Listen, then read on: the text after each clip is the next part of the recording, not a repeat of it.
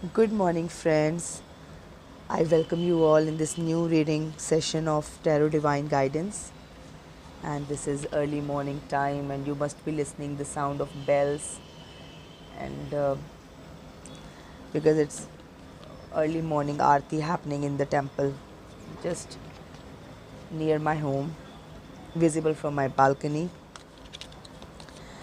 So I welcome you all in this new reading session of Tarot Divine Guidance. And as you all know that there is no pre-decided topic for my readings, and whatever message will come in the reading, that I believe that that is a message from divine, and all the listeners who will have a message here in this reading, they will definitely reach here. They will definitely reach this recording. So I'm shuffling the cards. I'll take out the cards for now. Just I'm mixing them well right now. So it's a general and timeless reading. Now you already know these things. So, but still, maybe those who are listening to my recording for the first time, they must be aware of these things, that my reading has no pre-decided topic. Whatever message comes in the reading, वही मेरी reading का topic बन जाता है. It's a 3-card based general and timeless reading, and I believe कि सबके लिए इसमें कुछ ना कुछ मैसेज हो और गाइडेंस हो. And always remember that tarot is it's a technique to provide you insights of your life. ये कोई prediction tool नहीं है. This is, more than that, for me it is a healing technique.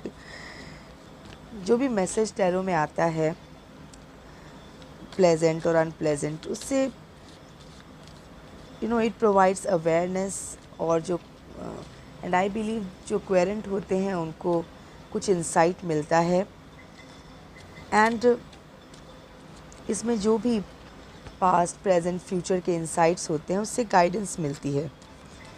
It helps a querent to know what's going on in the life, and towards that what attitude the person should be, or what attitude the person has had in past. तो कहाँ improvement की ज़रूरत है, कहाँ काम करना चाहिए, अभी प्रेजेंटली चल क्या रहा है.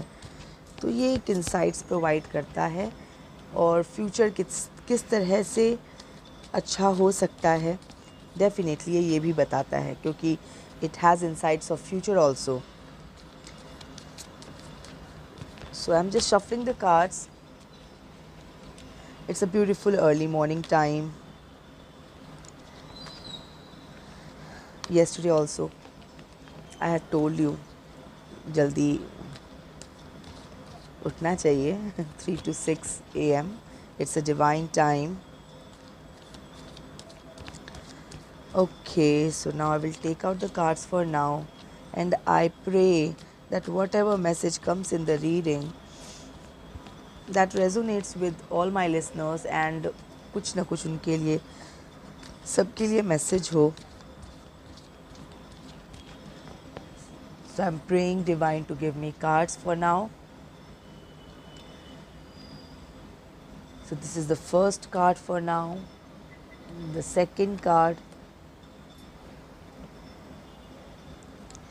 and the third one. So now I'll read the cards for you.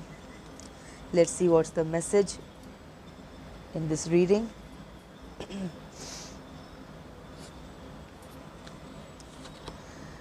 Okay, hanged man. Currently जो आपकी लाइफ में जो प्रेजेंटली जो आपके लाइफ में सिचुएशन चल रही है, वो हैंग्ड मैन की सिचुएशन. आप किसी न किसी चीज़ में स्टक हैं, और डेफिनेटली आप अभी स्टक हैं एकदम. जैसे हैंग्ड मैन का कार्ड आया है जो ये बता रहा है कि आप किसी सिचुएशन में हैंग्ड हैं. आपको पता नहीं चल रहा है कि फ्यूचर कैसा होगा, क्या होने वाला है, क्या हो जाएगा.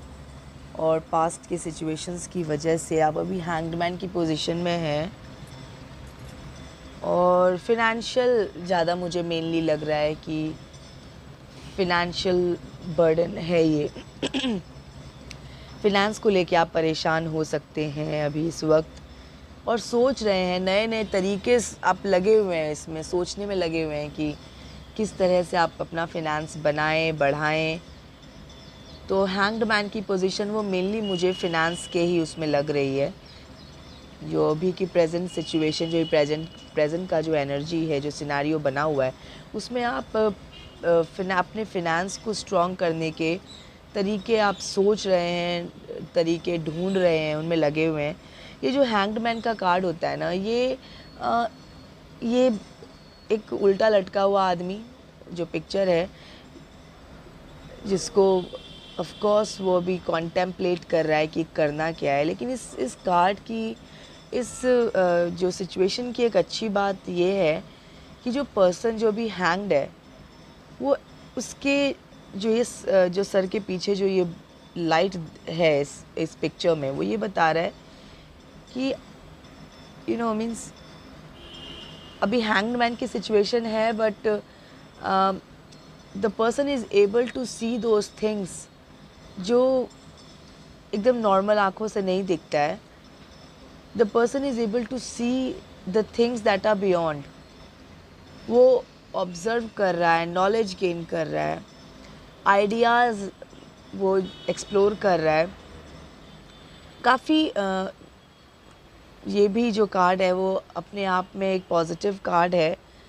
नाम है हैंग्ड मैन, बट पॉजिटिव इस सेंस में कि ये उल्टा लटका हुआ आदमी ना, ये वो चीज़ें देख पा रहा है, ये उन चीज़ों को ऑब्ज़र्व कर पा रहा है, छोटी से छोटी चीज़ों को जो नॉर्मली लोग इग्नोर करते हैं, और ये हर चीज़ समझ रहा है। He knows everything, pros and cons of everything, सभी आइडियाज़ इसके, मतलब पूरा ब्रेन एकदम इसका एकदम चल रहा है एकदम। जो इसका जो सोचने का तरीका है, वो चीज़ों से थोड़ा बियॉन्ड जाके देखता है, कहते हैं ना दूरदर्शिता, ठीक है। तो इंटेलेक्ट बहुत काम कर रहा है इस आदमी का। और जो ये नाइट ऑफ पेंटिकल्स का कार्ड आया है, वो कुछ पैसे से संबंधित ही बता रहा है कि अभी पैसे से संबंधित ही सोच चल रही है, आइडियाज़ लग रहे हैं, और तरीके, मतलब किस तरह से पैसा कमाया जाए। आप रीसेंट पास्ट में भी आप इसी एनर्जी में रहे होंगे, मनी को लेकर के सारी मेहनत आपकी फोकस्ड रही होगी, पैसों को लेकर के ही आपका सारी सोच, सब आइडियाज़, सब मतलब पैसे के लिए आप मेहनत कर रहे हैं। नाइट ऑफ पेंटिकल्स का कार्ड यही बता रहा है कि नए नए अपॉर्चुनिटीज़ को एक्सप्लोर करना, इन्वेस्टमेंट करना, फिनेंशियल बेनिफिट डिराइव करने के लिए, इस तरह का। वाओ, 9 ऑफ पेंटिकल्स का कार्ड, तो ये एकदम कंप्लीट हो गया कि नाइट ऑफ पेंटिकल्स की एनर्जी से आप हैंग्ड मैन की एनर्जी में हैं और 9 ऑफ पेंटिकल्स की एनर्जी में जा रहे हैं। तो वेरी पॉजिटिव मैसेज।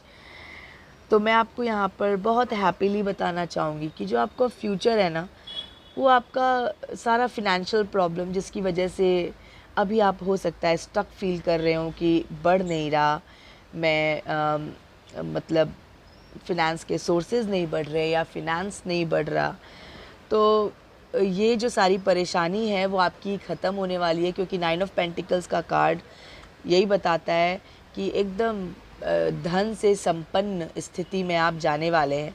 जो भी मेहनत, जो भी ट्रिक्स आप लगा रहे हैं to gain more finance, to earn more money, ठीक है, जो भी आपने मेहनत पास्ट में की है, अभी स्टक फील कर रहे हैं, आपको लग रहा है कि मेहनत काम नहीं कर रही है, लेकिन मेहनत काम कर रही है, जो कि आपको भी नियर फ्यूचर, आपको फ्यूचर में दिखाई देगा।